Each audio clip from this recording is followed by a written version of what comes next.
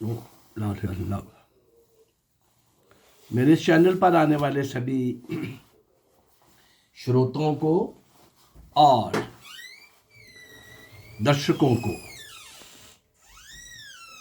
मेरा सादर सप्रेम नमस्कार। श्री इंद्रपाल, कल जिनकी हम चर्चा कर रहे थे, कैसे वो साधु के वेश में दिल्ली से 8-10 किलोमीटर की दूरी पर तेहखंड के टूटी फूटी सराय में यशपाल जी लाए थे, उनको साधु जी महाराज बना के बिठाया था। और वो किस प्रकार से सारा वो दृश्य आपको ध्यान में होगा। 2 दिन कुछ खाने को नहीं मिला था, तो यशपाल जी जब आए तो वो शिष्य गुरु का नाटकीय संवाद जो हुआ वो भी आपने कल देखा। हम पहुंचे थे कल एक रात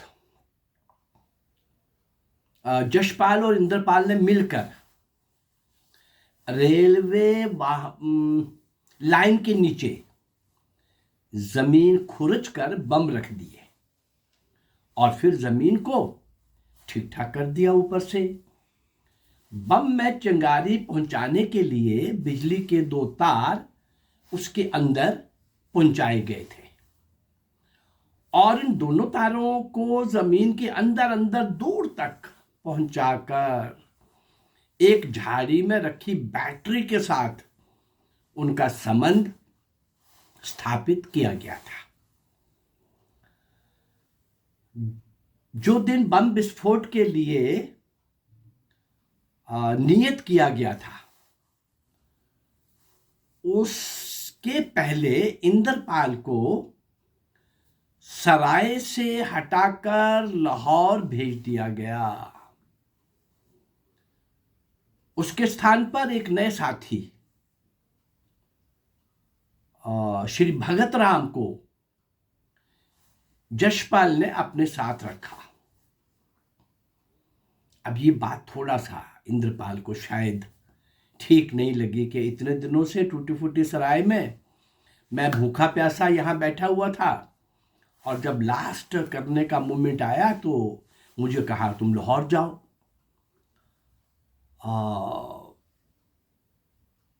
ये उसके स्थान पर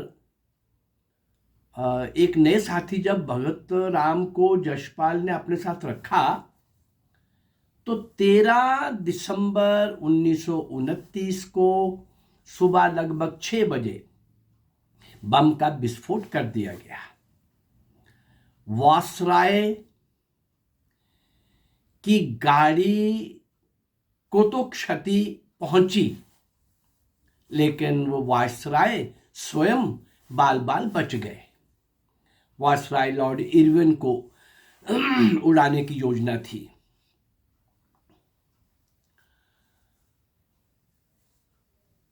लेकिन इंद्रपाल जब लाहौर पहुंचा तो उसने सोचा कि अब मुझे किसी के अधीन काम नहीं करना है। उसने लाहौर के नौजवानों को भर्ती करके अपना एक नया क्रांतिकारी दल बना डाला और उसका नाम रखा आतिशी चक्कर। इस दल में उसने यशपाल के भाई धर्मपाल को भी सदस्य बना लिया। गुलाब सिंह नाम का एक सिख नौजवान इस दल में विशेष रूप से सक्रिय था। जब मैं गुलाब सिंह का एपिसोड दे रहा था तो भी मैंने आतिशी चक्कर का वर्णन किया था। गुलाब सिंह का कितना कमाल का त्याग बलिदान हुआ था, उसमें भी इंद्रपाल का जिक्र था, वर्णन था। लेकिन इसके अंदर चूंकि इंद्रपाल जी को ही हम मुख्य रूप से पेश कर रहे हैं तो इसलिए आतिशी चक्कर के सदस्यों ने स्वयं के प्रयत्नों से एक विशेष प्रकार के बम का निर्माण भी सफलतापूर्वक कर लिया था।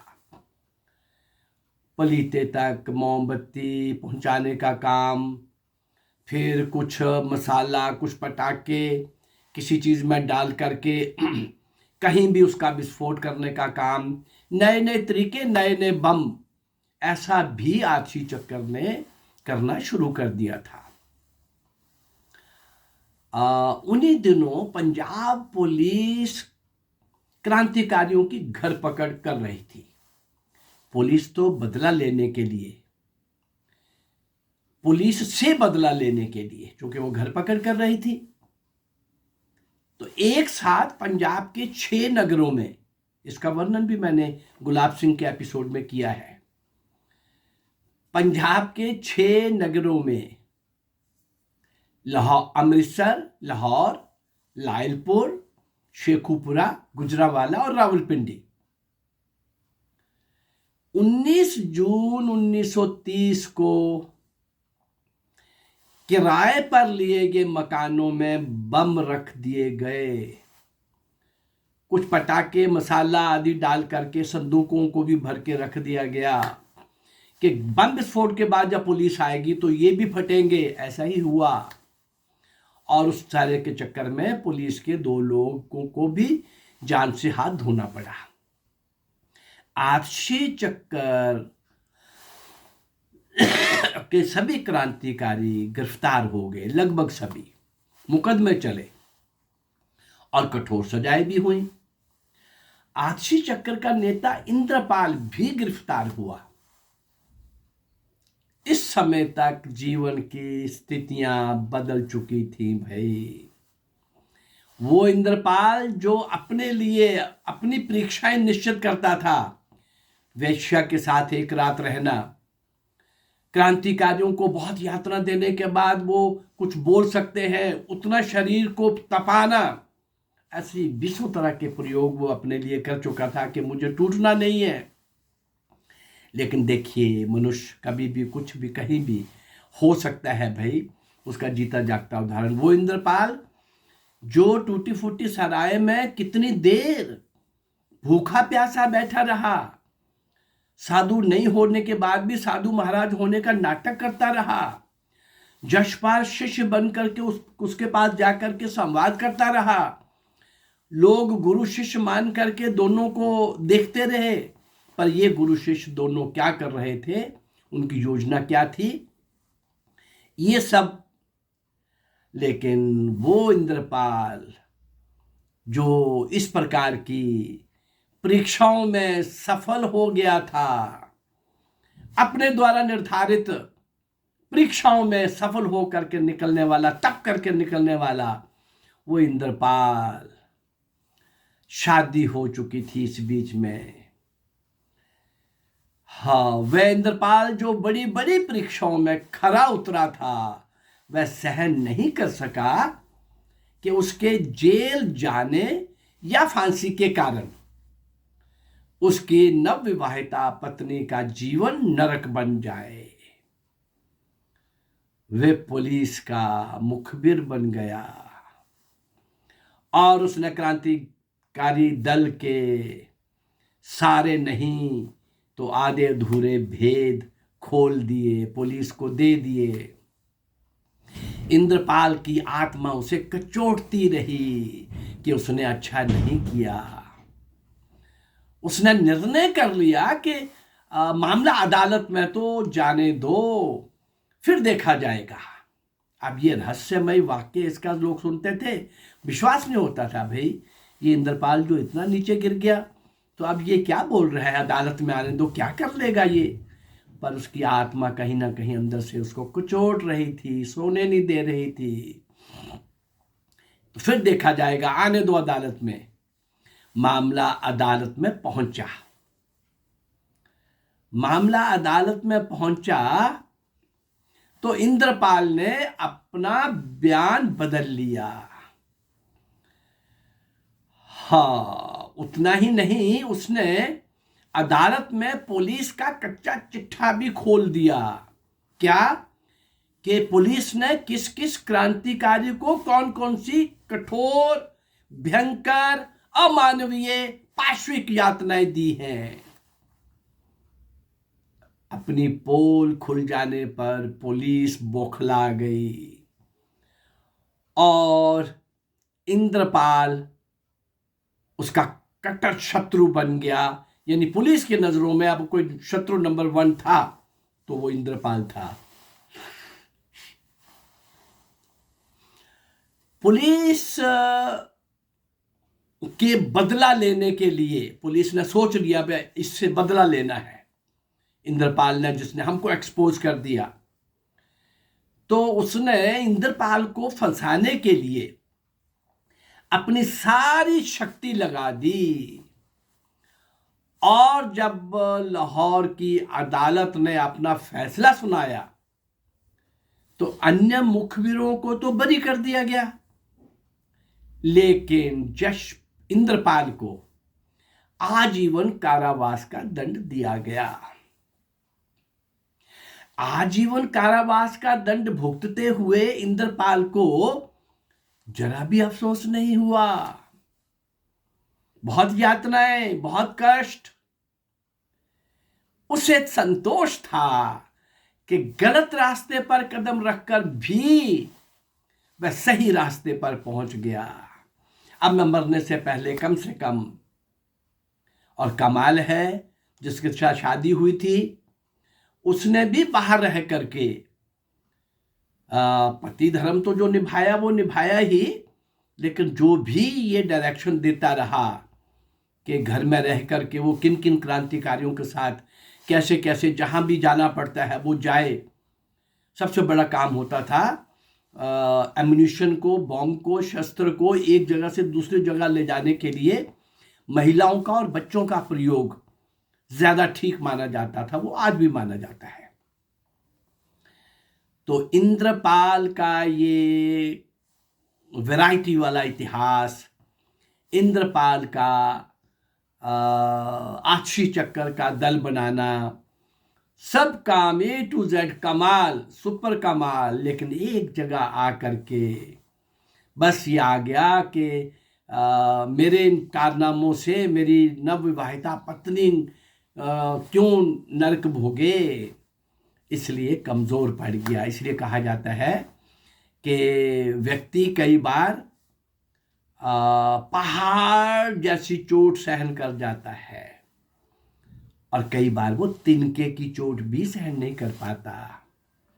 व्यक्ति के लिए ये कहा गया है कि वो कभी भी कहीं भी बदल सकता है, वो कभी भी कहीं भी किसी भी तरह से फिसल सकता है। व्यक्ति ही तो है ना, वो पूर्ण तो नहीं है। तो ऐसा उस पूरे क्रांतिकारी संघर्ष में, संग्राम में मैं देख रहा हूं इस 190 वर्ष के 1757 से 1947 तक का, नेताजी सुभाष चंद्र बोस तक का, कितने ही क्रांतिकारी कमाल का क्रिस्मेटिक काम करके जाने वाले, शौर्य और वीरता के शिखर पर रह करके सारी दुनिया को आश्चर्यचकित करने वाले, लेकिन उन्हीं में क्रांतिकारियों में से ही कुछ लोग कई बार पुलिस की कठोर यातनाएं सहन नहीं कर पाते थे। अब काला पानी जैसा नरक तो बड़ी छोटी चीज है, काला पानी की जेल का वो भूगोल, वो वहाँ का सिचुएशन, वो वहाँ की गर्मी, वो वहाँ कोल्लू में बैल की जगह पर इंसान को लगाना, फिर इतने लीटर तेल गरी का, सरसों का निकालना ही है, सब प्रकार का बेड़ियां और हथकड़ियां हैं। आप कल्पना करो जरा, कहीं से रोशनी नहीं, अंधेरी कोठरियां हैं और अपने साइज से छोटी कोठरियां हैं, कल्पना करो जरा। और फिर 2 जन्म का कारावास का दंड भुगतने वाले क्रांतिकारियों के सम्राट वीर सावरकर को ये आज के दुष्ट गद्दार, कांग्रेस का इतिहास ही गद्दारों का इतिहास रहा है। यही वीर सावरकर, जब इनको 2 जन्म का आजन्म कारावास सुनाया गया तो उस समय कांग्रेस का प्रेसिडेंट कौन था? अंग्रेज सरकार का सेक्रेटरी, ब्रिटिश अंग्रेज सरकार का भारत का सेक्रेटरी, वो कांग्रेस का प्रेसिडेंट था 1910 में, और 12 कांग्रेस के प्रेसिडेंट 85 के बाद 1910 तक अंग्रेज थे। ये देश की स्वतंत्रता के लिए कांग्रेस बनी होगी क्या? बनाने वाला इटावा का कलेक्टर सर ए.ओ. ह्यूम। और कांग्रेस का कितना काम था? बस 2-4 एप्लीकेशन दो, 2-4 प्रार्थनाएं करो, 5-7 एक आध थोड़ा बहुत। और ब्रिटिश सरकार को लगता था कि वॉल्व, सेफ्टी वॉल्व के नाते धुआं निकलता रहेगा, चूंकि अंग्रेज सरकार 1857 की महान क्रांति को देख चुकी थी।